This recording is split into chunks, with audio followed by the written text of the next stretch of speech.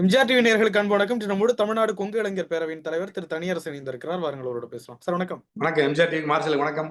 சமீபத்தில் எடப்பாடி பழனிசாமி அவர்கள் தந்தி டிவிக்கு ஒரு நீண்ட நெடிய பேட்டி கொடுத்திருக்கிறாரு. அந்த பேட்டியை பாத்தீங்களா? நிறைய விஷயங்களை தெளிவுபடுத்தி இருக்கிறாரு. எப்படி பாக்குறீங்க அவருடைய பேட்டியை? வழக்கமா தான் இப்ப நீங்க அந்த பேட்டியில நீங்க எதிர்கட்சிகள் திராவிட முன்னேற்ற கழகம் ஒத்த கருத்துடையவர்களை எல்லாம் நீங்க அழைச்சிருக்கீங்களான்னு கேட்கறாங்க. நான் அப்படி அழைப்பு விடுக்கவே இல்லைங்கிறார். அப்ப பொது வெளியில நம்ம அந்த அழைப்புகள் குறித்து விவாதம், இவங்க விடுதலை சிறுத்தைகள் அல்லது கம்யூனிஸ்டுகள் மீது இவர் வைத்த விமர்சனம், அழைப்பு, அவர்கள் அதை மறுத்து கடுமையான கூர்மையான விமர்சனங்களை எல்லாம் நீங்க மார்க்சிஸ்ட் கம்யூனிஸ்ட் கட்சி, இந்திய கம்யூனிஸ்ட் கட்சி, அதன் மாநில தலைவர்கள் எல்லாம் சொன்னாங்க. இப்ப முத்தரசனனோ சமூகனோ விடுதலை சிறுத்தைகள்லாம் அதை கடுமையாக மறுத்து பண்ணியிருந்தாங்க. ஆனா நான் அப்படி அழைப்பே விடுக்கலைங்கிறார். அப்படி அழைப்பு விடுக்கலைன்னா அந்த விமர்சனத்துக்கு அந்த வாத பிரதிவாதத்துல என்ன இருக்கு? அப்படி பல அதே மாதிரி நம்ம ஓபிஎஸ் டிடிவி அவருடைய இணைப்பு குறித்து அதுக்கு ஒரு வெளிப்படையான பதில் இல்லாம, ஓபிஎஸ் இணைத்துக் கொள்வீர்களா? காலம் கடந்து விட்டது. டிடிவி இணைத்துக் கொள்வீர்களா? பொறுத்திருந்து பார்ப்போம் அப்படின்னு சொல்றாரு. அதாவது ரெண்டுக்கும் காலத்தை தான் சொல்றாரு. அப்புறம் இறைவனை சொல்றாரு. இதுவரைக்கும் எந்த திராவிட கட்சிகளுடைய தலைவர்களும் சொல்லாத ஒரு முடிவு தேர்தலில் என்ன நடக்கும் அப்படின்னா அது இறைவன் முடிவு செய்வார், நான் கடவுளை நம்புறேன்னு சொல்றாரு. இதெல்லாம் இப்போ இந்த பேட்டியில புதிதா பார்க்கணும். மற்றபடி அவர் போய் இயல்பா தான் இருக்காரு. அவர் மகிழ்ச்சியா தான் இருக்காரு. கட்டாயம் வெல்லுங்கிற ஒரு இடத்துல தான் இருக்காரு. என்ன அவர் வழக்கமா அவர் நம்புகிற வழியில பயணிக்கிறதுல எடப்பாடி ஒரு ஒரு ஒரு வித்தியாசமான மனிதர் தான். அந்த அடிப்படையில் அவர் திட்டமிட்டு தன்னுடைய பரப்புரையை துவக்கி இருக்கிறார். இப்போ பாஜகவை தன்னுடைய உற்ற கூட்டாளியா அதை உறுதிப்படுத்துறார். முதல்ல பாஜக மீது ஒரு தவறான பார்வை அண்ணாமலை உட்பட பல பேர் மேல வச்சிருந்தா கூட, இந்த முறை அவரே பாஜகவை விரும்பி சுட்டி காட்டி கேள்வி எழுப்பாதற்கு முன்பே அந்த பாஜக அதிமுக கூட்டணி உறுதியா இருக்கு, இது வெல்லும்னு சொல்றாரு. அப்ப அது பாஜகவை அவர் விரும்பி இருக்கணும்னு விரும்புறாரு. அப்புறம் தமிழக வெற்றி கழகம், சீமான் இவங்களை எல்லாம் அழைக்கிறது. இப்ப விஜய் சீமான் அழைப்பு அது ஒத்த கருத்துடையவர்களா இணையம்னா, என்ன ஒத்த கருத்துனா வேற எந்த கருத்து இல்லை, திமுகவை வீழ்த்துவது என்கின்ற ஒத்த கருத்துடையவர்களா இணையணும்னு சொல்றது. சரி, அப்படி வீழ்த்திட்டோம்னா யார் முதலமைச்சர்னா நான் தான் முதலமைச்சருங்கிறாரு. ஆனா விஜய் நான் தான் முதலமைச்சருங்கிறாரு, சீமான் நான் தான் முதலமைச்சருங்கிறாரு. பாஜக கூட ஒரு கட்டத்தில் நாங்கள் தான் ஆட்சி தனியப்போட பைப்பற்றுவோம் முதலமைச்சர்னு சொன்னாங்க. அல்லது தேர்தலுக்கு பிறகு இன்னைக்கு கூட நம்ம தமிழிசைக்கெல்லாம் சொல்லியிருக்காங்க, தேர்தலுக்கு பிறகு அமித்ஷாவும் எடப்பாடியும் கலந்து பேசி கூட்டணி ஆட்சி, கூட்டணியில் பங்கு பெற்ற அரசியல் கட்சிகளுக்கு எல்லாத்துக்கும் உரிய ஆட்சியில் பங்கு, இது குறித்தெல்லாம் பேசுவாங்கன்னு சொல்றாரு. இவங்க அப்படி இல்லை, நாங்கள் ஏமாளி இல்லைன்னு சொல்றாரு. அப்ப அந்த பேட்டி முழுக்க அவருடைய பிரச்சார பரப்புரைகளில் அவர் பேசிய பேச்சுக்கும் அந்த பேட்டியிலையும் அவர் ஒரு உறுதிப்பட எதையும் தெளிவுபடுத்த முடியாத ஒரு நெருக்கடியில பயணிக்கிறத பார்க்கணும். அப்ப உட்கட்சி விவகாரங்களுக்குள்ள ஒரு ஒழுங்காகும், அதாவது டிடிவி, ஓபிஎஸ், சின்னம்மா அவங்களுடைய இணைப்பு, அந்த நல்லிணக்கம் குறித்து இதுவரைக்கும் அவர் எந்த ஒரு நம்பிக்கையான செய்தியும் இதுவரைக்கும் வரல. அந்த பேட்டியிலையும் வரல, பரப்புரையிலையும் வரல. கூட்டணி கட்சிகளை ஈர்ப்பது அல்லது அதை நீங்க சொன்ன மெகா கூட்டணியை அமைக்கிறது அப்படிங்கிற அந்த சொல்லாடலுக்கான சூழல் அதுவும் அங்கே எதுவும் பிரதிபலிக்கல.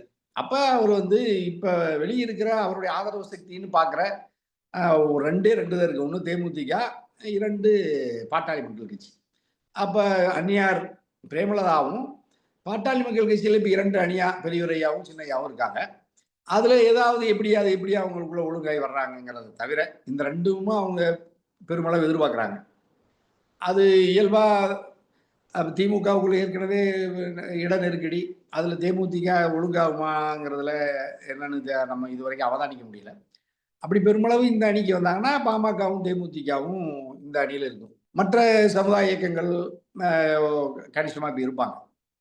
அப்ப திமுக ஒரு இந்த சூழ்நிலையில இப்ப இருக்கிற அணி ஒரு ஒரு வலிமையா வெல்லுகிற அணியா, இத்தனை முறை புரட்சி தலைவர் அம்மாவின் மறைவுக்கு பிறகு தொடர்ந்து வென்று வருகிற இந்த அணி 2026 சட்டமன்ற பொது தேர்தலிலும் இதே அளவு முழுமையான வெற்றியை பெறுமா அப்படிங்கிறத மட்டும்தான் அந்த கேள்வியை எடப்பாடி நமக்கு ஒரு அந்த திமுகவுடைய இந்த வெற்றி பயணத்தை 2026 தடுத்து நிறுத்திவிட முடியும்னு எடப்பாடி நம்புகிறார்.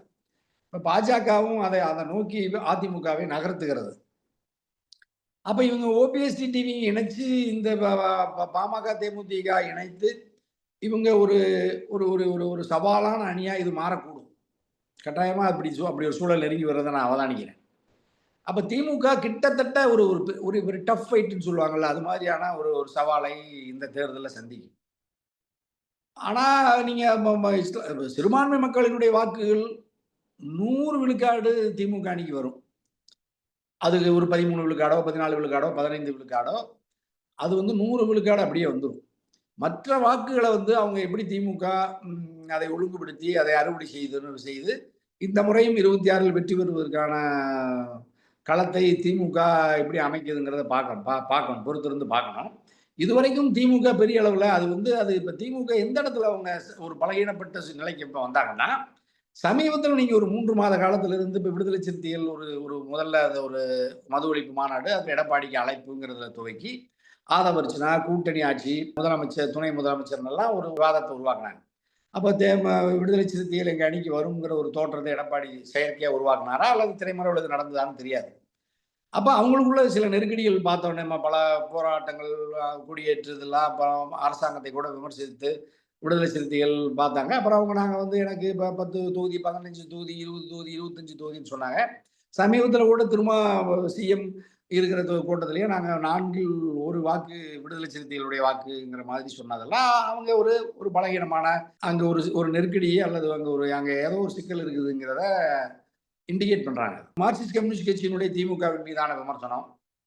அப்ப மறுமலர்ச்சி திராவிட முன்னேற்ற கழகத்துல 12 தொகுதி அல்லது அங்க ஏற்பட்ட நெருக்கடி, ஒரு சிக்கல், அதை ஒழுங்குபடுத்துறதுக்குள்ள அவங்களுக்குள்ளேயும் நெருக்கடி, உள்கட்சிக்குள்ள மல்லை சத்யா, அப்புறம் துரை வைகோயா, அது திமுக அணியில் இருக்கிற உறவையும் அது சலனப்படுத்துறத பார்க்கணும். காங்கிரஸ் இப்ப சமீபத்துல இது ஏற்கனவே ஆட்சியில் பங்கு, அமைச்சர்கள்ங்கிற மாதிரி ஒரு பொதுக்கூட்டத்தில் பேசி அது ஒரு சர்ச்சை, அது ஒரு 2-3 நாளா விவாதம் போறத பார்க்கணும். அப்ப அது முழுமையா சந்தேகத்துக்கு அப்பாற்பட்ட ஒரு கூட்டணியா இருந்த திமுக கூட்டணியை சந்தேகத்துக்குரிய சலசலப்புக்கும் சலனத்துக்கும் உரிய கூட்டணியா சமீபத்துல அது உள்ள ஒரு சர்ச்சை நீடிக்கிறது. அப்புறம் திருச்சி சிவா அண்ணன், காமராஜர் ஐயா குறித்த அந்த கருத்தை கூட அவங்க பெரிய அளவுல வெற்றிகரமா எதிர்முனையில் இருக்கிற பாஜக இந்துத்துவ சக்திகள் அதை ஒரு சர்ச்சையாக்கி அவர்களுக்குள்ள ஒரு நெருக்கடியை உருவாக்குறாங்க பார்க்கிறோம். இதெல்லாம் இப்ப எடப்பாடிக்கு அல்லது பாஜக, எடப்பாடி, அதிமுக கூட்டணிக்கு ஒரு நம்பிக்கையை தந்திருக்கு.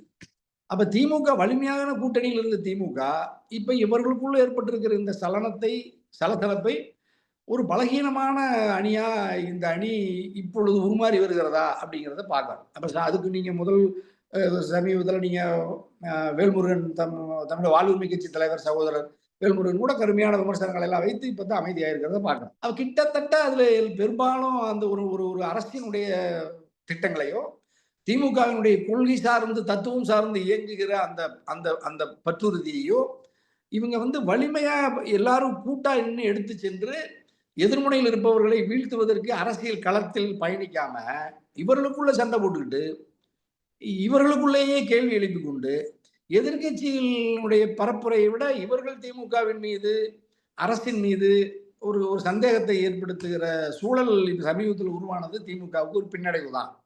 அப்ப திமுக அணியில் இருப்பவர்களே திமுக குறித்தும் திமுகவுடைய அரசு குறித்தும் சமீப காலத்துல ஒரு பாசிட்டிவான பரப்புரையை கொண்டு போகல.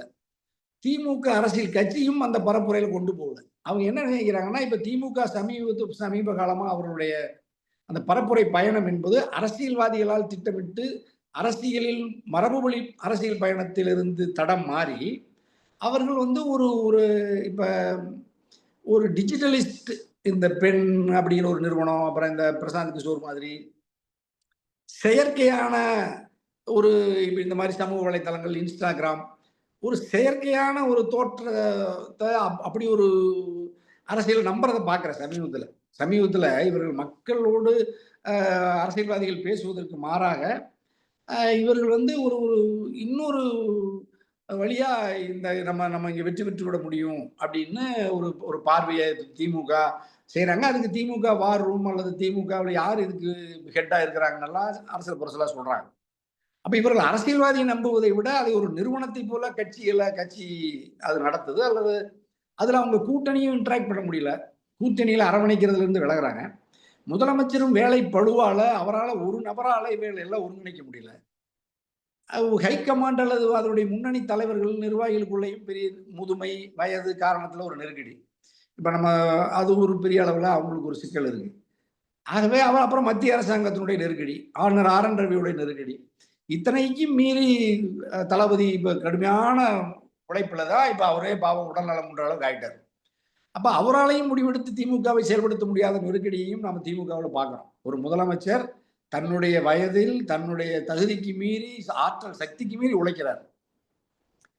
அவரை சுற்றி இருக்கிற அவர் குடும்பத்தில் இருக்கிறவர் உட்பட எல்லாருமே அந்த நோக்கத்தை நிறைவேற்றுவதில் உறுதியா இருக்காங்களான்னா பெருமளவு இல்லை. அரசியல் கட்சி தலைவர்கள் கூட்டணியில் இருப்பவர்கள் இருக்கானா இல்ல. அது இப்ப திமுக அந்த கூட்டணி வலிமை, அதிமுக பாஜக இந்த கூட்டணி ஒன்றுபட்டு களத்துல வந்து கடுமையா விமர்சிக்கிற சூழலை பார்க்கிறோம். அப்ப இந்த விமர்சனத்தை எதிர்கொள்வதற்கு திமுக அணியில் இருப்பவர்கள் சந்தேகப்படுறாங்க. ஏன் சந்தேகப்படுறாங்கன்னா, இந்த 2026 திராவிட முன்னேற்ற கழக அணியில் நாம் நீடிப்போமா அப்படிங்கிறதுல அவங்களுக்கு ஒரு சந்தேகம் இருக்கு. நீடித்த எத்தனை தொகுதி தருவாங்க அப்படின்னு ஒரு சந்தேகம் இருக்கு. அப்படி நீடித்து இதை ஒழுங்குபடுத்தாத வரை நாம் திமுகவை போற்றி, திமுகவின் தலைவரை போற்றி அல்லது அதற்கு அரசுக்கு ஆதரவாக பேசினால், நாம் ஒரு சில மாதங்களிலேயே முடிவை மாற்றுகிற சூழல் வந்தால் அப்பொழுது இது ஒரு சங்கடத்தை தருங்கிறதுனால இப்போ திமுகவை அதனுடைய தலைவரை பாராட்டுவதில், அரசாங்கத்தின் திட்டங்களை மக்கள்கிட்ட கொண்டு போய் சேர்த்துவதில் திமுக கூட்டணி கட்சிகள் தயங்குகிறார்கள் அப்படிங்கிறத நம்ம சமீபத்தில் பார்க்கிறோம். அப்ப இவர்கள் ஒரு நாட்டின் நலன் கருதி ஒரு தத்துவத்தை பாதுகாப்பதற்காக தத்துவ கொள்கை கூட்டணியாக இருக்கிற நாம் தேர்தலில் நம்ம ஒன்றுபட்டு போராட வேண்டிய களம் முனை உறுதி செய்யப்பட்டு எதிரிகள் பரப்புரை போன சூழல்ல இன்னும் திமுக அப்படிப்பட்ட ஒரு ஒரு உறுதிப்பட கூட்டணியை உறுதி செய்து கொண்டு தேர்தல் பரப்புரைக்கான களத்தை இவர்கள் இன்னும் உறுதி செய்யாமல் இருக்கிறாங்க. ஆகவே இந்த பாமக, தேமுதிக, பாஜக, அதிமுக, அப்புறம் டிடிவி, ஓபிஎஸ், அப்புறம் இவங்கெல்லாம் கூட ஒரு அளவுல ஒழுங்கானா இந்த முறை திமுக அணி இதுவரை வெற்றி பெற்ற அளவுக்கு இலகுவாக வெற்றியை தேட முடியுமானா நம்ம வந்து இப்ப இந்த முறை அப்படிப்பட்ட அந்த நம்பிக்கை எனக்கே ஒரு ஒரு ஒரு ஒரு சந்தேகக்குரியத்தான் நான் பார்க்கிறேன். அது திமுக இப்ப ஏதாவது அதுல மாற்றி களத்தை உறுதி செய்யுமானா இப்ப ஓரளவு வந்தாரு. இப்ப தளபதி இப்ப சமீபத்துலதான் பரப்புரை எல்லாம் பண்ணி ரொம்ப கடுமையா எடுத்துக்கிட்டாரு. இப்ப இப்ப என்னன்னா அந்த கூட்டணியும் அந்த திமுகவுக்கும் ஒரே நம்பிக்கை தளபதி தான். சிஎம் தளபதி தான், ஸ்டாலின் தான். அரசுக்கும் அவரு தான், தளபதி தான், ஸ்டாலின் தான். நாட்டுக்கும் அவரே ஒரு நம்பிக்கைக்குரிய தலைவராகவும் ஸ்டாலின் தான் இருக்காரு. ஆகவே அவர் வந்து உடல் நலன் அந்த அவர் சக்திக்கு மீறி உழைக்கிறார். ஆனா அதை அவர் பலகீனமா கருதுறாங்க. அதை இப்ப அவருடைய அந்த நல்லெண்ணமும் அவருடைய அந்த ஜனநாயக பண்புகளையும் எதிரிகள் பலகீனமா கருதி அரசின் மீது அவதூறுகளை பரப்புறாங்க. நீதிமன்றங்களை ஒத்துழைக்க மறுக்குது. கட்சியினரை கட்டுப்படுத்துறதுல பெரும் போராட்டத்தை நடத்துறாரு. அரசாங்கத்தில் அதிகாரிகள் கட்டுப்பட மறுக்கிறாங்க. காவல்துறை கட்டுப்பாடா இல்லாம இப்ப நீங்க இந்த மடப்புறம், சிவகங்கை மாவட்டம் அஜித்குமார் வழக்கெல்லாம் பார்த்தோம். இதுதான் ஒரு பெரிய பெரிய சங்கடங்களை நெருக்கடியில் தருது. எல்லா சோதனைகளை கடந்து வென்ற முதலமைச்சர் இந்த முறையும் இந்த சோதனையிலிருந்து மீண்டு வெல்வார் என்கின்ற நம்பிக்கை இருக்கு. இதுல இன்னொரு விஷயம் இந்திய அரசியல்ல பரபரப்பை கிளப்பி இருப்பது துணை குடியரசுத் தலைவரின் ராஜினாமா. நிறைய விஷயங்களை சொல்றாங்க. ராஜினாமா கடிதம் உடனடியாக எடுக்கப்படுகிறது. அடுத்த தேர்தலுக்கான வேலைகளும் தயாராகிவிட்டன. பின்னணி எப்படி பார்க்குறேன்? நிறைய மர்மங்கள் இருக்கு. ஏற்கனவே இப்ப துணை ஜனாதிபதி தன்கரையா வந்து ஏற்கனவே 89ல ஜனதாவில் இருக்காரு. பிறகு 91ல காங்கிரஸ் கட்சியில் இணைகிறாரு. சில காலம் முக்கிய அமைச்சர் பொறுப்புல கூட இருக்காரு. பிறகு பாஜகவில் இணைகிறாரு. பாஜகவில் இணைந்து பாஜகவில் RSS இந்துத்துவ கருத்தை வலிமையா நிலைநிறுத்துவதிலையும் உறுதியா இருக்கிறவர் தான். அவர் வந்து எடுத்த முடிவுல உறுதியா இருப்பாரு. ஒரு படித்த நல்ல அறிவாளி. மேற்கு வங்கத்தில் ஆளுநராக நியமிக்கப்பட்ட பொழுது திரிணாமுல் காங்கிரஸ் மம்தாவை கிட்டத்தட்ட கடுமையா பலகீனப்படுத்தி அங்க பாஜக காலூன்றுவதற்கு பெரும் துணையா இருந்தது தன்கர் என்கின்ற அப்போதைய அந்த ஆளுநர், இப்போது நம்ம துணை ஜனாதிபதி. அப்ப தொடர்ந்து தலைமையினுடைய நம்பிக்கையை பெற்று வந்த தன்கர் துணை ஜனாதிபதி இப்ப வந்து ஒரே ஒரு ஒரு ஒரு 24 மணி நேரத்துக்குள்ள அவரு அந்த பதவியிலிருந்து விலகி ராஜினாமா செய்யப்பட வேண்டும் என்று யார் அழுத்தினார்கள் அப்படிங்கிறதுல பெரிய எதிர்க்கட்சி எல்லாமே இப்ப தன்கருக்கு ஆதரவா இருக்கிறத பார்க்கிறோம். காங்கிரஸ் கட்சியிலிருந்து பல்வேறு அரசியல் கட்சி, எதிர்க்கட்சிகள்லாம் அவரை ஒரு பெரிய இந்துத்துவவாதி, மிகப்பெரிய தீவிரமான ஆர்எஸ்எஸ் காரர், ஜனநாயகத்துக்கு எதிரானவருங்கிற மாதிரியான தோற்றம், பார்வை தான் தன்கர் மேல இருந்துச்சு. இப்ப நீ இந்த ராஜினாமா வந்து எதிர்க்கட்சிகளுக்கு ஆதரவா அவர் செயல்பட்டாரு. அதனால பாஜகவின் தலைமை அவர் மீது நடவடிக்கை எடுத்திருக்கு அப்படின்னு சொல்றாங்க. ஆனா அவர் வந்து இதுவரைக்கும் வெளிப்பட்டு ஊடகத்தையோ அல்லது அறிக்கையாவோ ராஜினாமாவுக்கான விளக்கத்தை வெறும் உடல்நலக்குறைவு, ஓய்வுங்கிறதுல முடிச்சுக்கிட்டு அமைதியாயிட்டார். குறிப்பா பாஜக இந்துத்துவ இந்த தலைவர்கள் எல்லாருமே எப்பொழுது எந்த பொறுப்பிலிருந்து விலகினாலும் அமைதியா இருப்பாங்க. அது வந்து இன்னைக்கு உலகத்திலேயே இவர்களுக்கு வந்து கைவந்த கலை அது. அப்ப நீங்க ஒரு ஒரு முக்கியமான இடத்துல இருந்து நீங்க வெளியேறுங்க அப்படின்னு சொன்னாலே இவங்க வெளியேறி அமைதியாயிருவாங்க. இப்ப எப்படி அண்ணாமலை அது மாதிரி தான் அது. நீங்க இப்ப எந்த கட்சி தலைவரா இருந்தாலும் நீங்க மதன்லால் குரானாவில இருந்து பல்வேறு மூத்த தலைவர்கள் அத்வானி வரைக்கும் இருக்கிற இடமே தெரியாது. உச்சத்துல இருந்த அத்வானி இன்னைக்கு உயிரோட இருக்கிறாரா இல்லையான்னு தெரியாத அளவுக்கு அமைதியாயிருவாங்க. அப்படி பல பேர் தலைவர்கள். அப்படித்தான் நீங்க உத்தரப்பிரதேசல கல்யாண் சிங், சங்கர் சிங் வயாலா, பல்வேறு மாநிலம் முழுக்க எத்தனையோ தலைவர்களை பார்க்கலாம். அப்படித்தான் இன்னைக்கு அந்த தன்கர் இன்னைக்கு வந்து இப்ப வெளியேறியிருக்கிறார். அவரு அதுக்காக வருத்தப்பட மாட்டார். அவர் ஒரு ஆர்எஸ்எஸ் சொன்ன கடமையை செய்வார். கொடுத்த பதவியில இருந்து பணி செய்வாங்க. விலக சொன்னா விலகிருவாங்க. விலகி அமைதியாருன்னு கூட சொல்ல வேண்டியதில்லை. விலகுனாலே விலகி அமைதியாயிருவாங்க. ஊடகத்தை சந்தித்து தத்துவத்துக்கு எதிராகவோ, அரசுக்கு எதிராகவோ பேச மாட்டாங்க. அது அவர்களுடைய பயிற்சி.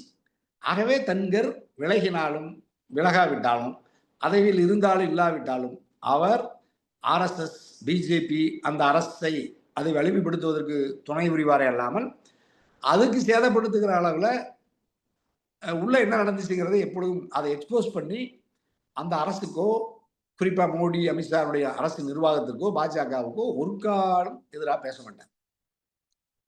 இப்ப வெளியேறி இருக்காரு, அமைதியா இருக்காரு. எதிர்க்கட்சிகள் யூகத்தின் அடிப்படையில் நம்ம என்ன வேணாலும் பரப்புரை சொல்லலாம். அது வந்து பாஜகவை சேதப்படுத்தாது, தன்கரை சேதப்படுத்தாது. அப்படி அவர்கள் அமைதியா இருப்பதனாலேயே இன்னொரு கட்டத்துல இன்னொரு இடத்துல பெரிய பொறுப்பை பாஜக கொடுக்கும். அது பாஜகவில் இருக்கிறவங்க பல பேருக்கு தெரியும். அமைதியா இருக்கணும்னு சொல்லுவாங்க. நீண்ட கால அமைதிக்கு பிறகு ஒருவர் திடீர்னு அங்க ஆளுநரா வருவார். அதுக்கு நீங்க பாஜகவின் தமிழ்நாட்டினுடைய முன்னாள் தலைவர் சிபி ராதாகிருஷ்ணன் இருந்தார்.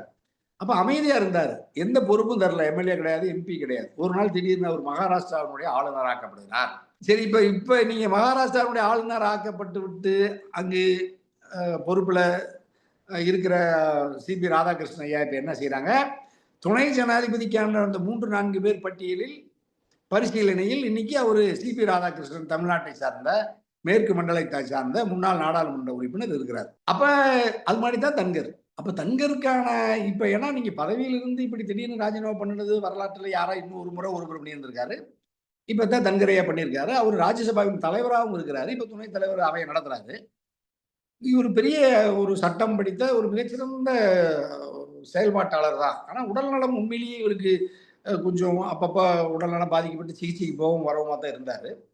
ஆனா இப்ப வெளியேற்றப்பட்டிருப்பதுல ஏதோ ஒரு பெரிய நெருக்கடி. அதாவது அமித்ஷா, மோடி, நட்டா அந்த அளவுல அல்லது ஆர்எஸ்எஸ் மோகன் பகவத் அளவுல அது வந்து ஒழுங்குபடுத்தி தான் இப்ப இந்த நடந்திருக்கு. அப்ப இவர்கள் ஒழுங்குபடுத்தி திட்டமிட்டு ராஜினாமா கேட்டிருந்தால் அல்லது இவரே ராஜினாமா பண்ணியிருந்தாலும் அதை உடனே ஏற்றுக்கொள்வதுதான். அது இன்னொரு ஆர்எஸ்எஸ் காரம்மா தான் நம்ம ஜனாதிபதி அம்மா முர்மு. இவங்கெல்லாம் வந்து ஒரு வகுப்பில் பயின்ற, ஒரு கருத்தை பயின்ற, ஒரு பாடத்தை பயின்ற மாணவர்கள் தான். ஒருத்தர் ஜனாதிபதியா இருப்பாரு, ஒருத்தர் துணை ஜனாதிபதியா இருப்பாரு. 2 பேரும் பிஜேபி, ஆர்எஸ்எஸ் காரங்க. முதலமைச்சர், துணை முதலமைச்சர், ராணுவ அமைச்சர், ராஜ்நாத் சிங், மோடி, அமித்ஷா எல்லாரும் ஆர்எஸ்எஸ் காரங்க, பிஜேபி காரங்க. அவர்கள் தான் இப்ப நீங்க எல்லா முக்கிய பொறுப்புல இருப்பாங்க. அப்ப இப்ப அவங்களுக்குள்ள வந்து நீங்க என்னவா இருந்தாலும் ஒரு நிமிஷத்துல கையெழுத்தாயிரும். எந்த நிர்வாக சிக்கலும் கிடையாது. அவங்களாம் பெரிய சென்டிமெண்ட் பாக்குறது, கௌரவம் பாக்குறது, மரியாதை அதெல்லாம் எதிர்பார்க்க மாட்டாங்க. அப்ப அவங்க ஒரு முடிவு எடுத்துட்டாங்க. தன்கரை வந்து இப்ப நீங்க வெளியேற்றி அமைதியா இருக்க சொன்னாங்க. பரவாயில்ல, இப்ப உடனே நீங்க சொன்ன மாதிரியே ஜனாதிபதி அம்மா ஒப்புதல் தந்துட்டாங்க. அடுத்து அந்த இடத்துக்கு இன்னொரு அதே மாதிரி ஒரு தன்கருக்கு பதிலா இன்னொரு யாரோ ராமசாமியோ குப்புசாமியோ வருவாங்க. தன்கர் என்ன வேலை செய்யறாரோ அதே வேலையை தான் செய்யலாம். உடல் மட்டும்தான் மாறும், உயிர் மாறும், கருத்து ஒரே மாதிரி தான் இருக்கும். அதுதான் பாஜக, அதுதான் ஆர்எஸ்எஸ், அதுதான் இந்துத்துவ அமைப்பு. அப்ப நீங்க முர்முக்கு பதிலா இன்னொருத்தர் ராம்நாத் கோவிந்த் இருந்தாரு அதுக்கு முன்னாடி. முர்மு என்ன செஞ்சாங்களோ அதைத்தான் ராம்நாத் கோவிந்த் செய்வார். அவர் இப்ப வெளியேறி அமைதி ஆயிட்டாரு. இப்ப முர்மம்மா வந்திருக்காங்க. முர்மம்மாவை மாத்திட்டு இன்னொருத்தர் போட்டீங்கனாலும் அப்படியே தான் இருப்பாங்க. ஏன்னா அவங்க ஒரே கொள்கை தத்துவத்தின் அடிப்படையில் இயங்கக்கூடியவர்கள், அப்படி பயிற்சிக்கப்பட்டவர்கள்னால தன்கர் இப்ப நமக்கு ஒரு பொருட்டே இல்லை. தன்கர் வெளியேறிட்டாருன்னா நீங்க ஒரு காவல் நிலையத்துல அல்லது ஒரு வருவாய் அலுவலகத்துல ஒரு தாசில்தார் இருக்கிறார். அந்த தாசில்தாருக்கு பதிலாக இன்னொரு தாசில்தார் வந்திருக்கார், அவ்வளவுதான். ஒரு வட்டாட்சியர் வந்திருக்கிறார். அப்படித்தான் நீங்க தன்கருக்கு பதிலாக இன்னொருத்தர் வருவார். தன்கர் என்ன செய்தாரோ அதைத்தான் இன்னொருத்தர் வந்தாலும் செய்வாங்க. அவர் பிஜேபி காரராக தான் இருப்பார், ஆர்எஸ்எஸ் காரராக தான் இருப்பார். இவரை விட மோசமாவெல்லாம் பெருசா யாரும் செய்துவிட முடியாது. இவரே அப்படி ஒரு தீவிரமான ஆர்எஸ்எஸ் கொள்கை பரப்புரையாளர் தான். நிர்வாகத்தையும் அதன் அடிப்படையில் செயல்படுத்தக்கூடியவர் தான்.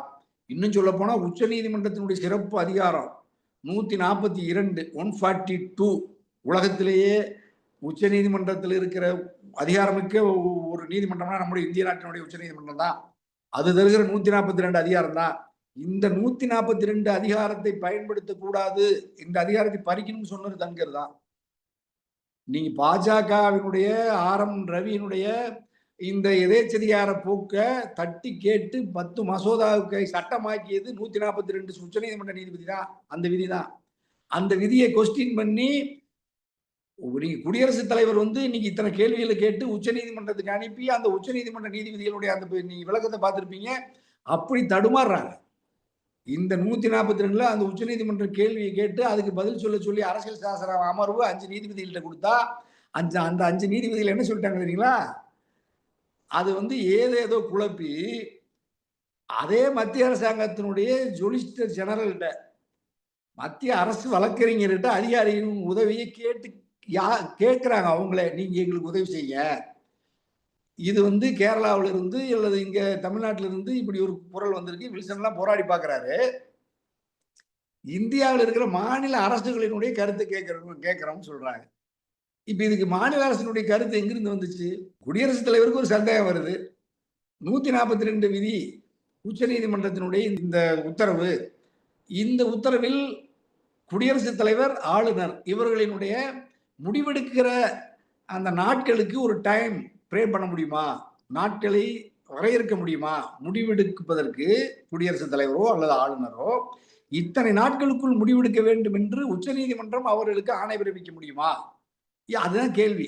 ஆணை பிறப்பிக்க முடியும், முடியாதுன்னு சொல்லாம 5 நீதிபதிகள், இந்தியாவுடைய உச்ச நீதிமன்ற நீதிபதிகள் அந்த கேள்விக்கு பதில் நான் அப்படி நீதிமன்றத்தை விமர்சிக்க கூடாது. ஆனா அந்த விவாதமும் அவர்கள் செய்த அந்த அவர்களுடைய ஆலோசனைகளும் அவர்களுடைய உத்தரவும் நம்ம எதிர்பார்த்த மாதிரி இல்ல. நீதிப்படியான மறுபடியும் நம்ம சந்தேகத்தை எழுப்புது. இருக்குதுன்னு சொல்லுங்க, இல்லைன்னு சொல்லுங்க. டைம் பிரேம் பண்ணுங்க, இல்ல டைம் பிரேம் பண்ண முடியாதுன்னு சொல்லுங்க. ஆனா மாநில அரசுகளினுடைய கருத்து கேட்டா நீங்க இப்ப இந்தியாவில் இருக்கிற எல்லா மாநிலங்களும் பாஜக ஆளுகிற அரசாங்கம் தான். அவங்க என்ன குடியரசுத் தலைவருக்கும் ஆளுநருக்கும் அதிகாரத்தை நீங்க வரையறுக்க கூடாது அப்படின்னு தான் சொல்லுவாங்க. ரெண்டே மாநிலம் தான் அதிகபட்சமா. மாயாவதி கூட அப்படி சொல்லுவாங்களான்னு தெரியல. அப்ப மாயாவதியும் கேரளாவில் இருக்கிற நம்ம பினராயி விஜயனும் நம்ம திமுக தளபதியும் தான் டைம் பிரேம் பண்ண சொல்லுவாங்க, காலத்தை வரையறுக்குன்னு சொல்லுவாங்க. பாக்கி இருக்கிற எஞ்சி இருக்கிற எல்லா உத்தரப்பிரதேசனுடைய முதலமைச்சர் என்ன சொல்லுவாரு? அந்த 142 உச்ச நீதிமன்றத்துக்கு இருக்கிற அதிகாரத்தை எடுப்பாரு.